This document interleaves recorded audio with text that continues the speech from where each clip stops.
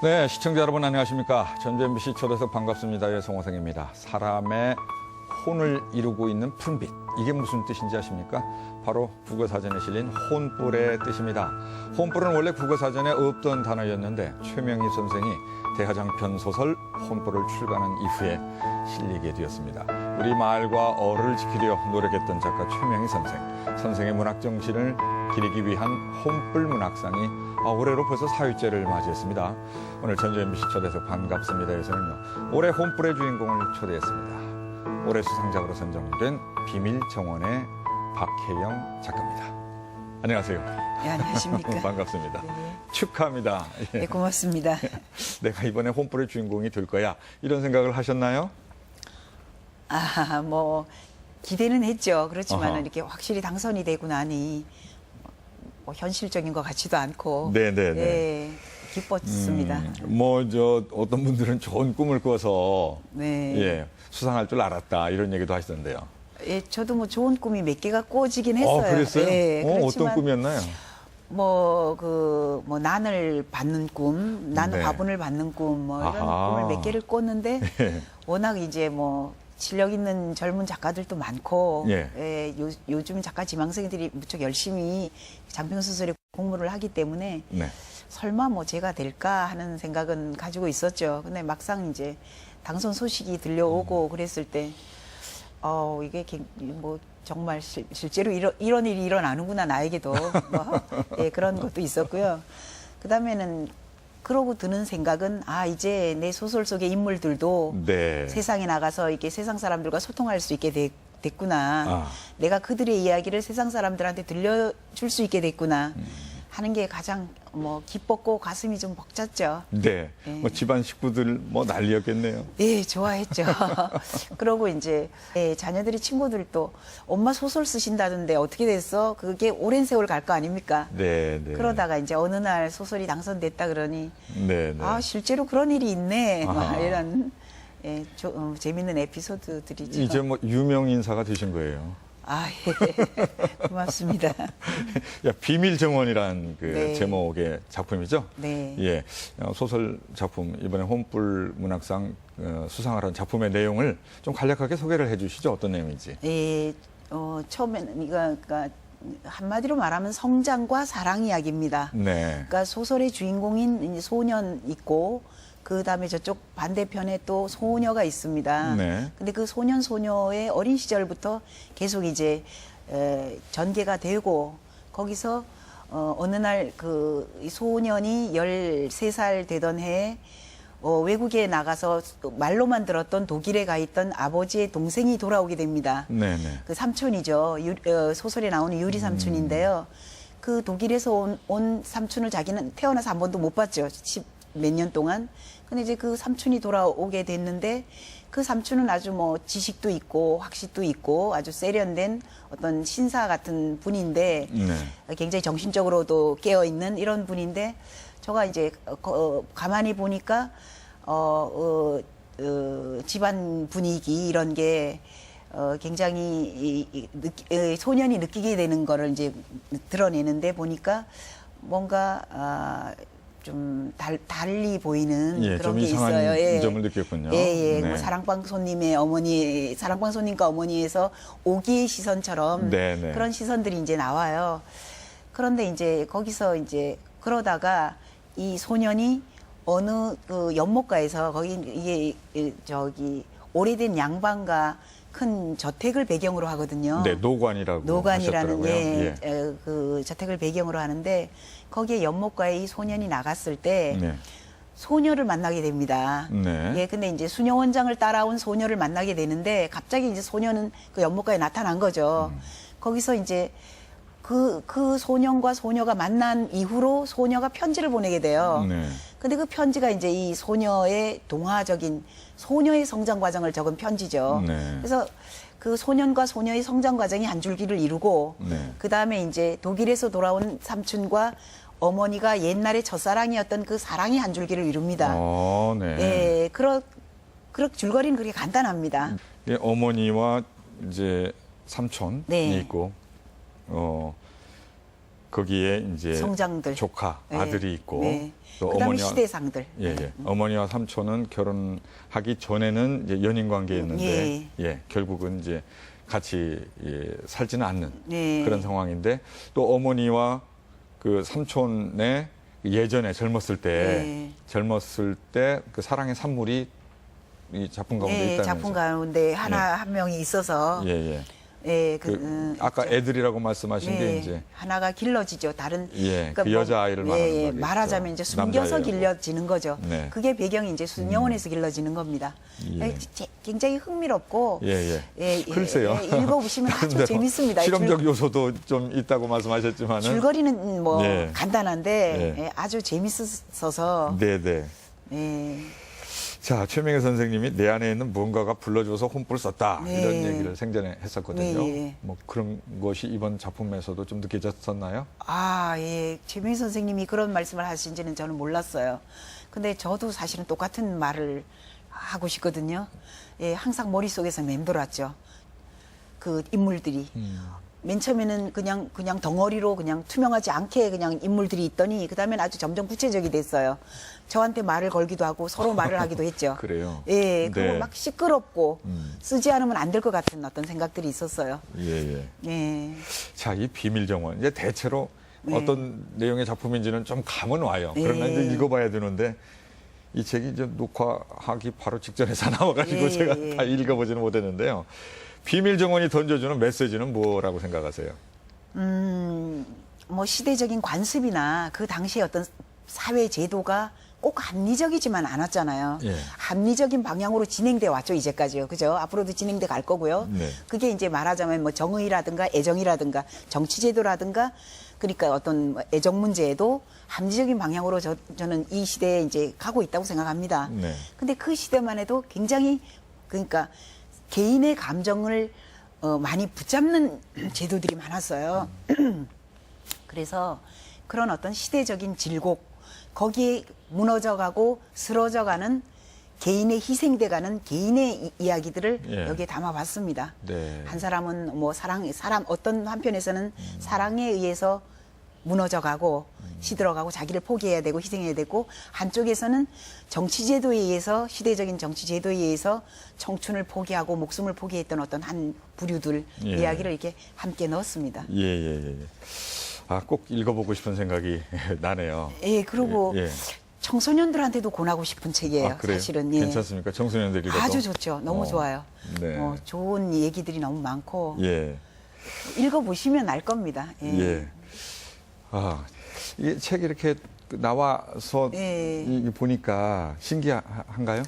저는 잘 그렇죠. 모르겠어요. 예, 뭐 제가 쓴 글이 예. 오랫동안 쓴 글이 그것도 뭐 30년 동안이나 안고 있던 글이 탄생한 예. 거니까요. 직접 쓰신 책은 이게 처음인가요? 그렇죠. 저는 뭐 너무 신기하고 좋죠. 예. 탄생을 한 그동안에 거죠. 한 번도 예. 작품 발표도 안 했고 등단도 안 하셨고요. 예, 저는 이거를 그 대학 3학년 때 소설을 쓰고자 한 7개월 동안을 소설을 쓰고자 했었어요. 그런데 그때는 너무 젊었기 때문에 네. 뭐 체력의 균형이라든가 뭐 시간의 분배라든가 이런 게 없이 너무나 열정만을 갖고 있었기 때문에 네. 너무 좋았죠. 그러니까 한 7개월 동안 쓰느라고. 그냥 원고지 700매를 썼는데 지금도 누렇게 있어요. 지금도. 그 30년 전 원고지가. 근데 그러다가 쓰러졌어요. 아, 네. 쓰러졌는데 이 몸무게도 한 10kg 빠지고요. 쓰러져서 제가 강릉 출신인데 강릉 도립병원에 실려갔더니 그 병명이 급성 신장결핵이었어요. 네. 아주 심한 병이었죠. 네네. 근데 뭐 그 의사분께서 말씀하시기를 젊은 사람이 너무나 쇠약해져서 이건 약으로 구할 수도 없고 이러니 아마 열흘 내에 죽을 것이다. 그러니 죽는다는 얘기를 누군가 해주고 네. 정신적으로 준비를 하게 해라 이랬어요. 네. 그래서 저를 이제 가족들이 사랑채로 저를 데려다 놨습니다. 근데 그 사랑채에서는 이제 뭐 온들이 보이죠. 저 네. 바깥 그 논벌들이 보이는 그런 약간 높은 위치에 있는 채인데요. 제가 이제 한 20시간은 정신을 잃고 있고 한두 시간은 눈을 뜨고 있는데 이제 그 가족에서 언니가 와서 얘기를 해주는 거예요. 예. 너가 한 일주일 후에 죽는데 그 얘기를 하면서 이제 뭐 다 울죠. 다뭐 보러 오는 사람들은 다 울고 그러더라고요. 네. 난 정신이 혼미해서 이렇게 있다 보니까. 그래서 제가 생각을 할 때 23살이었는데 이렇게 생각을 했어요. 돌이켜봤죠, 인생을. 돌이켜보니까 좋은 날들도 많고 저는 뭐 기쁜 날들도 너무나 많았던 것 같고 그래서 아쉬울 건 없어요. 근데 아직도 그러니까 23살이다 보니까 뭐 그 대학 입시도 준비하고 하다 보니 책을 많이 읽지는 않았잖아요. 네. 너무나 지상에 못 읽은 책을 놔두고 가는 게 많은 거예요. 그게 너무 안타까운 거예요. 뭐 잃어버린 시간을 찾아서도 참 잘 썼다는데 그 7권 정음사에서 나왔었거든요 그때. 네. 그 7권 그것도 못 보고 가고 뭐 잘 썼다는 게 막 머릿속에서 그냥 남기고 하는 그게 너무 아쉬운 거예요. 잘 쓴 책들이. 성경도 너무 잘 썼다는데 왜 그거를 내가 뭐 안 읽었을까. 네. 그러고는 있는데 이제 한 달이 지나고 회복이 되기 시작했어요. 네. 예, 그러자 이제 종로구 보건소에 뭐 근무했던 고모가 얘기를 하면서 그거는 한 13개월 약을 먹으면 낫는다. 체력을 보강해서 한번 나아보자. 그렇게 말씀을 해서 제가 이제 그 다음엔 이제 본격적으로 이제 병 치료를 하기 시작했죠. 네. 그게 한 6, 7년이 걸렸어요. 회복되고 그 다음에 뭐 하고 이런 게 예. 그러니까 20대를 다 보낸 거잖아요. 네. 네. 그다음에는 이제 결혼을 하고 덮어뒀죠. 그 700장이라는 걸 이렇게 보자기에 싸갖고 네. 어디든지 갈 때마다 이렇게 들고 다니면서 확인을 했죠. 저게 있나 없나. 예, 네. 그러고는 볼 사이도 없고 겨를이 없었어요. 사느라고 그냥 네. 애들도 길러야 되고. 네. 그런데도 늘 책이나 신문이나 이제 보고 다니죠. 근데 이제 어느 날 이제 그게 운이 왔는지는 모르겠지만은 저 책 보따리를 풀어보고 싶었어요. 네. 그게 이제 3년 전인데 그래서 제가 3년 전에 그 책 보따리를 풀어서 네. 아 이걸 한번 완성시켜 보자. 네. 그러고 이제 한 게 한 3년 걸렸어요. 그러고 이제 혼불문학상에 왜 이게 전통적인 좀 그 예. 빈티지 그 황석영 선생님이 그 심사위원장이 말씀해 주시기를 빈티지의 매력이 있다 하듯이 이게 약간 구식이에요. 올드해요. 그래서 제가 혼불문학상 같은 데 내면은 되지 않을까. 제가 분위기가 좀 맞고. 전략을 세우셨는데 네. 그게 들어맞았군요. 예. 60년대, 70년대 예. 그 강원도 강릉의 그 이야기가 이 작품 속에 또 시대 상황이 예. 배어 있다. 이렇게 보면 되겠습니까? 예, 그 그렇습니다. 혼불하고 좀 그런 부분에서는 예, 많이 연결이 되네요. 일치하고 공통점이 많다고 하고, 예. 그다음에 이제 그 심사위원이신 그 류버선 교수님께서는 혼불에 너무 많이 빚지고 있다. 네. 혼불에서 이거를 모티브를 따지 않았나. 뭐 이런 말씀을 하세요. 예, 의도적으로 그런 거 아니냐. 예, 그리고 혼불을 너무 사랑하시는 분이라서 그분은 예. 예, 혼불의 그 어떤 그 빚을 네. 그 후배의 어떤 작가들이 이렇게 항상 받고 있어서 네, 네. 그거를 구현한 게 아닌가 이렇게 예. 말씀하세요. 예. 근데 물론 뭐 혼불이란 그런 좋은 작품을 네. 저에게 비교해 주시니까 저는 뭐 더없이 영광이지만 네. 원래 전통적인 한국의 문화, 한국의 그 양반가, 종가의 어떤 그 정신적인 흐름을 저도 모티브로 한 것이죠. 네. 그러다 보니 우리 고 최명희 선생님의 혼불과 많이 일치하는 게 네, 네. 많겠죠. 어. 근데 이제 그 최명희 선생님은 그 전통적으로 복원하는 게 많잖아요. 네. 우리의 정서만 복원한 게 아니고 인물, 음식, 정신적인 흐름, 뭐 어떤 그 양반가의 어떤 호방한 어떤 기질까지 예. 굉장히 복원을 해놨기 때문에 제가 그 소설을 한 90년대에 봤는데요. 제가 한 네. 지금부터 한 20년 전에 본 것 같아요. 그걸 봤는데 한국에 이런 소설이 있어서 이런 소설이 탄생해서 저는 굉장히 너무 놀랍고 기분이 좋았습니다. 네네. 작가를 아주 고마웠죠. 그 분에게. 네네. 그래 한국에도 이런 게 있어야지. 왜 예를 들면 뭐 철학이든 역사든 학문이든 한 사람이 모든 걸 이룰 수는 없잖아요. 예. 예술도 마찬가지입니다. 소설도 마찬가지고 뭐 누군가가 돌을 만들면 누군가 나무를 만들어야 되는 거 아닙니까? 네네. 누군가 뭐 강물을 만들면 누군가 뭐 옹당샘을 만들어야 되는 거고 그래서 그 나라의 어떤 나라라면 나라 어떤 한 집단이라면 집단의 그 정신적인 어떤 걸 이루는데 네. 거기서 저도 뭐 역할이 있겠죠. 제가 돌을 만들면 하나의 돌을 거기다 갖다 놓을 저 역할이 있겠지만 그 최명희 선생님의 역할이 너무나 큰 것 같은 거예요. 저는 네. 야 이런 소설이 하나는 있어야지 그렇게 생각을 했었고 굉장히 기뻤는데 그거를 이제 이 전주의 그 사시는 분들이나 혼불을 아끼시는 분들은 이제 혼불 문학상이니까요. 네. 제가 수상을 한 거에 있어서 가장 최명희 선생을 닮았다라는 그 심사평도 나왔었어요, 저를. 네, 네. 그래서 저는 뭐 너무나 좋죠. 그런데 이제 저는 소설이 약간 조금 다릅니다. 예, 소설이 그 복원은 하지 않았어요. 네. 그냥 저는 60년대, 70년대를 표현하면서 제 줄거리에 관련된 그 시대상이나 분위기나 뭐 인물들의 묵식이라든가 문화나 이런 걸 또 저도 써야 될 거 아닙니까? 예. 그래서 그거를 그냥 잠깐씩 언급했을 뿐이지 네. 전적으로 그냥 이 최명희 선생님처럼 그렇게 네. 다 복원하거나 이렇게 하지는 않았습니다. 예, 예. 네. 그러면 초기에 학생 때 썼던 네. 부분에서도 그런 내용들이 좀 담겨 있습니까? 그렇죠. 왜냐하면은 예. 들었고 보고 자랐고, 예, 할머니한테 보고 노할머니 무릎에서 있었고, 그 다음에 할아버지 사랑채에 나가서 그 사랑채, 그 할아버지 뭐, 다른 어른이나 분들은 사랑채에 나가서 할아버지 앞에서 그러니까 어려워하잖아요. 네. 근데 저는 손녀다 보니 할아버지가 계시면 다리 밑으로 쑥 들어가서 누워요. 뭐 그런 어떤 걸 있었는데 저희 할아버지 같은 경우도 그 1930년대 이럴 때 서울에서 그 학교를 다니시고 했기 때문에 뭐 윤심덕이 얘기. 예. 아, 윤심덕이는 뭐 명동에서 걸어가고 나면은 다음 날에는 학교에 소문이 쫙 난다. 누구랑 걸어갔다. 그런 게 저는 너무나 재밌었어요. 네. 뭐 복혜숙 씨가 뭐 어쩌고 얘기. 그 다음에 또 뭐 그때 유행은 학생들이 달리는 기차에서 이렇게 뛰어내리는 게 또 뭐 유행이었대요. 네. 고등학생들이. 뭐 그런 얘기들이 저는 아주 새롭고 신비롭고 뭐 할아버지만 그런 게 아니고 할머니 집안 얘기들 뭐 결혼식 때는 옛날에 어땠다 이런 많은 이야기들을 저는 꼼꼼히 들었어요. 그러니까 제가 이제 소설을 쓰고 싶어서 네. 그런 얘기들이 저는 이제 많이 복원이 됐죠. 그러니까 당시에도 예. 지금 쓰신 이런 패턴대로 쓸 생각을 하셨네요. 그럼요. 저는 30년 전에. 예, 30년 전에 저는 뭐 거기서 벗어날 수도 없고 예, 예. 그다음에 이제 그때 안 아프셨다면은 예. 정말로 그때 에너지가 좋은 때잖아요. 네. 또 문학적 상상력도 그쵸. 풍부했었을 때고 네. 뭐 지금이 더 좋을지도 모르겠습니다만 아닙니다. 그때가 좋죠. 예. 예, 계속 작업을 하셨다면 정말 한국 문학사에 또 남을 만한 작품, 그 강원도의 강릉을 배경으로 네. 한 작품이 나왔었을 수도 있겠다 이런 생각도 드네요. 그런데 이제 제가 그때는 이제 왜 전 뭐 이렇게 아프고 막 이랬을까? 왜 이렇게 단절됐을까?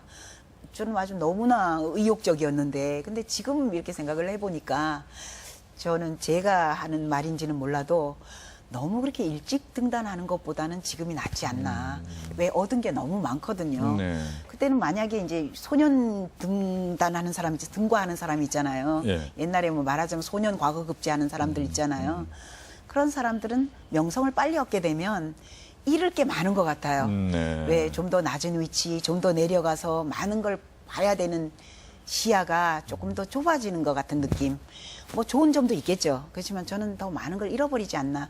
왜 소설은 사람들의 이야기이기 때문에. 예. 예. 이번 홍볼문학상 4회째 네. 이제 수상자가 이제 되셨고요. 그동안에 이제 젊었을 때, 어렸을 때, 대학교 다닐 때 네. 23살에 네. 썼던 작품이 30년 동안 네. 휴지기를 보내다가 쉰이 넘어서 이제 다시 썼단 말이에요. 후반부를 쓰신 거죠. 네. 그러면 이제 같이 엮어서 내놓은 게 이제 영광의 수상자가 된 거예요. 어떻게 보면 굉장히 그냥 쉽게 된 것 같다는 생각도 들고 그동안에 뭐 하셨을까 하는 궁금증도 생기면서 말이죠. 그런데 그게 쉽게 된 건 아니겠죠. 30 년을 그동안에 또 뭐 계속 절차 탁마의 과정이 있으셨겠죠. 뭐 30년 동안 그들이 침묵하고 있었다 해도 인물들이 예. 뭐 계속 성숙하고 있었겠죠, 그들도. 네, 그러다가 이제 제가 그 원고지를 폈을 때 그들이 성숙된 모습으로 다시 써졌다고 생각합니다. 예. 그래서 그게 결코 쉬운 세월이 아니었다고 저는 예. 뭐 말하고 싶습니다. 30년의 그 숨은 기간이 있었다 이렇게 예, 이해를 하는 게 그렇죠. 좋겠네요. 이제 올 한 해 2달 정도 남았습니다. 아주 특별한 해였어요. 네. 예. 뭐 저에게는 2014년 10월에 아주 인생의 좀 기념비적인 네. 그런 일이 생겼잖아요. 예. 올 한 해가 이렇게 돌이켜 생각해 보면 어떤 해로 기억이 될 것인지 궁금하다는 생각이 듭니다. 뭐 표현을 하자면 뭐 하늘로 치솟을 것 같죠. 예,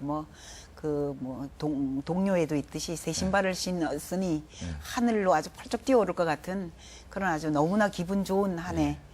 예, 축복인 한 해죠. 네, 네. 네. 남은 2달 동안에 더 좋은 일이 생겼으면 좋겠어요. 더 좋은 일은 뭐 어떤 일이겠습니까? 책이 많은 사람들로부터 사랑을 받는 일이겠죠. 자, 이제 여러 가지 얘기 들었습니다. 비밀 정원에 정말 비밀스러운 얘기를 많이 들은 것 같아요. 예. 그 이제 마지막으로 말이죠. 네. 예. 많은 그 시청자분들이 이제 그 비밀 정원에 대한 관심도 가지게 될 것 같고요. 네. 예. 그런 분들에게 이 권면의 말씀이 있다라면 마지막으로 한 말씀 해주시면 좋겠습니다.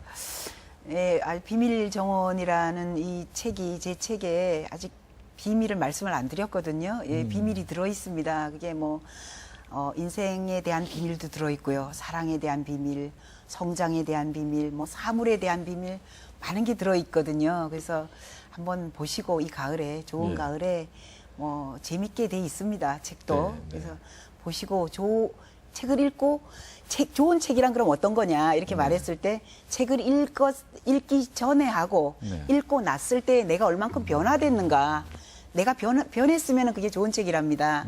그래서 이 책을 읽으시고 읽기 전보다 뭐 변했으면 이 책을 다른 분들에게도 좀 권하셔서 예.